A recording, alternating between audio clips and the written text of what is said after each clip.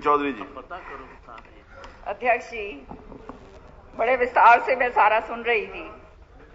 सबसे पहले तो बात यह है कि सरकार ने खुद ही माना है कि 58,000 जो है रजिस्ट्रियां जो हैं वो उल्लंघन वो हुई हैं, वो गलत तरीके से हुई हैं, वायलेशन ऑफ रूल्स हुए हैं। मंत्री जी ने ये कहा कि कोई भी स्टैंप ड्यूटी का जो है उसमें एक पैसा भी जो है ये जो है उसमें नहीं हुआ है, आपको लॉस नहीं हुआ है।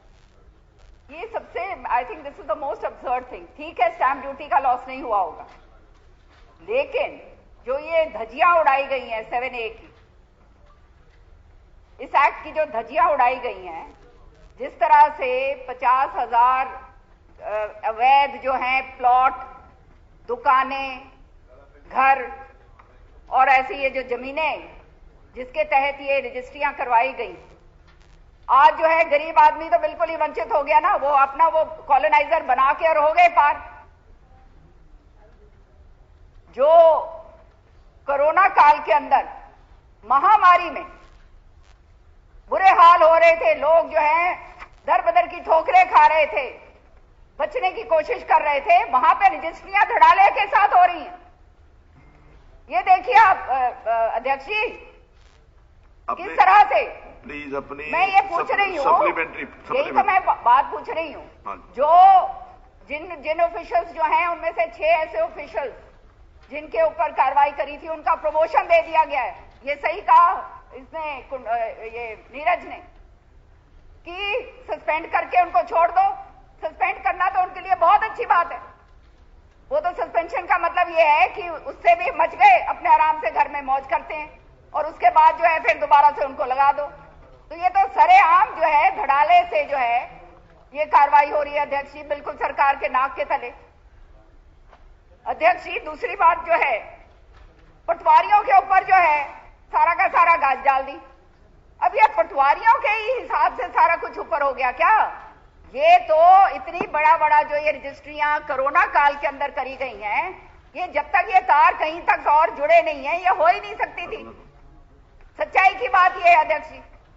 दूसरी बात अध्यक्ष जी, जो आप देख ही रहे हैं, हर तरीके से जो है ये सारा का सारा ये जो बात कही गई है कि अब जो है सारा रिकॉर्ड जो है वो पूरा का पूरा ऑनलाइन, और जैसे कुंडू जी ने कहा 2.25 साल हो गए हैं, 2.25 साल, अभी तक जो कार्रवाई है वो पूरी संपन्न नहीं हुई है। ये आज अगर आपने ये कॉलिंग अटेंशन नहीं लगाया होता तो ये ऐसे ही चलता जाता काम, ये तो कार्रवाई ऐसे ही आगे होनी थी।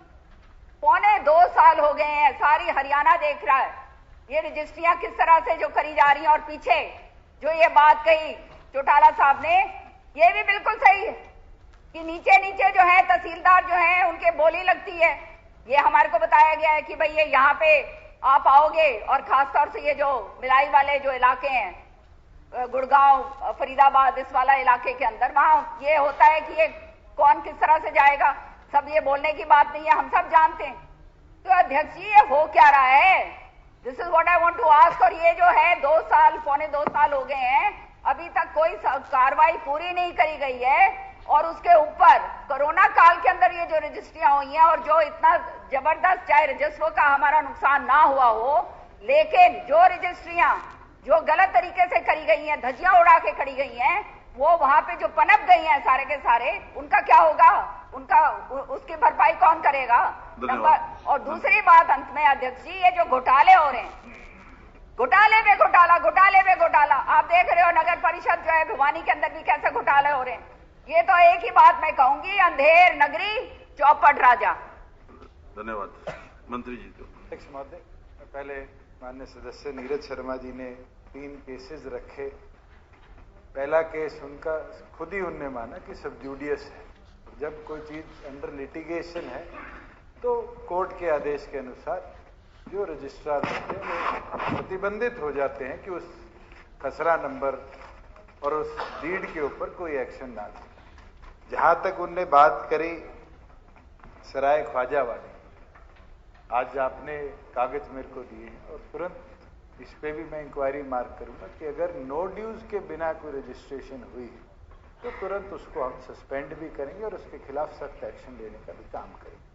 जो तीसरा केस आपने मेरे को दिया है, क्योंकि आप भी उसका प्रॉपर विवरण नहीं दे पाए, जो आपकी म्यूटेशन नंबर 37,597 थी, मैं चाहूंगा कि आप मेरे को अलग से उसकी डिटेल दे दें कि उसको भी हम वेरीफाई करा लें कि एग्जैक्टली मैटर कंसर्न्ड क्या था, क्योंकि वो 7A ये एरिया में पड़ता था नहीं पड़ता था, क्योंकि कॉलिंग अटेंशन स्पेसिफिकली 7A का।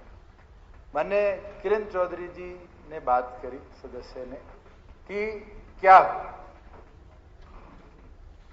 मैं डिटेल्ड आंसर में भी आपको रिप्लाई कर चुका हूं कि हमने सभी कमिश्नरेट के अंदर इंक्वायरी करी, ना कि एक केवल मात्र गुड़गांव।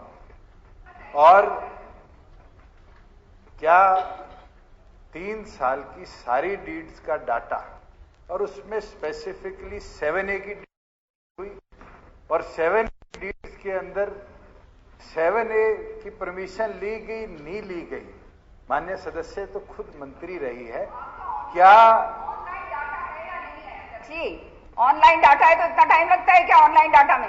मेरे ख्याल से माननीय सदस्य ने ट्रेंड बना लिया कि बात ना सुने बिना एक काउंटर क्वेश्चन कर दो। वकील रही हैं, मैं आपको जवाब ही दे रहा हूं और आप सुनने की भी आदत डाली। जब आपने कहा 7A, हमने उस पूरे डाटा को कमिश्नरेट लेवल पर वेरीफाई करा है और एक एक कमिश्नर जो वहां पर कमिश्नरेट में पोस्टेड थे, उन तमाम IAS अफसरों ने एक एक तहसील सब डिवीजन लेवल पर डाटा कलेक्शन शुरू करवाई और डाटा कलेक्शन में लगभग 1 साल से ऊपर का समय लग चुका। उसके बाद एक डिटेल्ड समरी सरकार को हर कमिश्नरेट से आई, जिसके अंदर प्राथमिक तौर से अंबाला से आई, फिर गुरुग्राम से आई और अंत के अंदर हिसार कमिश्नरेट से आई, क्योंकि उसके अंदर नंबर ऑफ डिस्ट्रिक्ट्स ज्यादा थे। हमने उस सब को कंपाइल किया, ऑन फाइल डिसीजन लिया कि तमाम रेवेन्यू क्लर्क्स और पटवारीज जो है, जो डिस्ट्रिक्ट लेवल पर अगर इस तरह की अनियमितता में दिखते हैं, संदिग्ध हैं, तो डिप्टी कमिश्नर्स उनको शो कॉज नोटिस देंगे और उनके विरुद्ध कार्रवाई करेंगे। जहां सब रजिस्ट्रार्स की और जॉइंट रजिस्ट्रार्स की बात है, हमारी सरकार ने बड़े लेवल पर पूरी स्टेट की एक इन्वेस्टिगेशन अंडर FIR जो हमारे रेवेन्यू के ACS है, उनके अंडर शुरू करी है। और जैसे ही उनकी तरफ से गवर्नमेंट को डिटेल आ जाएगी कि किसका रिप्लाई क्या है, क्या डीड की किसकी क्या वेरिफिकेशन थी, जो कार्रवाई under rule 7 of civil services act बनती है, उसको हम करें।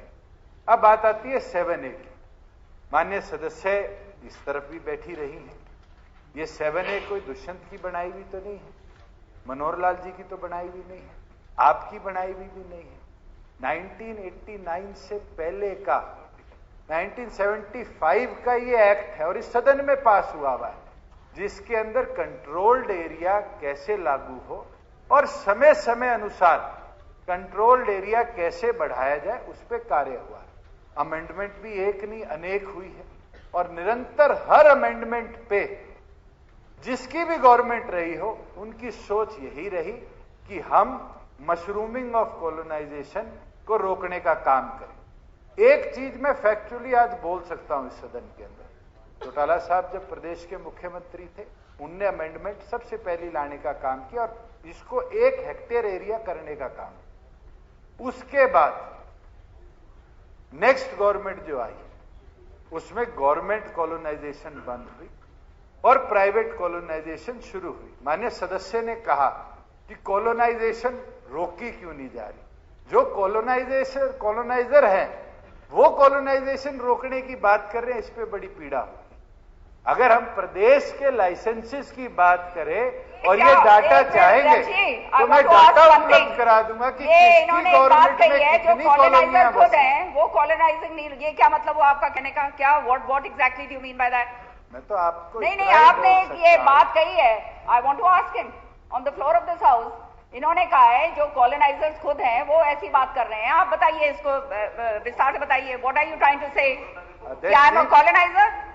मेरा नहीं, कहने का आपने मेरे ऊपर मतलब पर्सनल ये कहा है कि I'm a colonizer। कॉलोनाइजर्स को प्रमोट कर रहे हैं। अगर नहीं, अगर आपने अभी खुद सदस्य ये को कहा है कुछ कि बुरा कॉलोनाइजर लगा हो जो है, तो वो आपने शब्द ये आप बात कही है। omit करा सकते हैं। नहीं, पर ये मेरा ऐसी बात ऐसे कहने इस का तरह की संदर्भ ये था प्रमोट करें। और ये साथ एक ही बात ये कर रहे हैं। मैंने ये नहीं, हम ये हमारे को साथ एक का वो पूरा का पूरा पाठ पढ़ा रहे हैं, हमें भी मालूम है साथ एक के बारे में। मैंने तो साथ एक का उल्लंघन के बारे में पूछा है, ये नहीं पूछा कि किसका कब कहाँ क्या हुआ। मैं तो ये पूछ रही हूँ साथ एक की धज्जियां उड़ाई गई या नहीं। सदस्य को डिटेल्ड एक एक कमिश्नरेट में 7A की कितनी डिटेल फर्स्ट रिप्लाई के अंदर दे दी गई थी। उससे ज्यादा गलत बात है अध्यक्ष जी, ऐसे बात कह जाए ये। और ठीक है, अगर उन्होंने कहा 7A के अंदर है वो ये पूछना चाहते हैं किस सब तहसील और तहसील के अंदर क्या क्या रजिस्ट्रेशन हुई, वो डाटा में अलग से प्रोवाइड।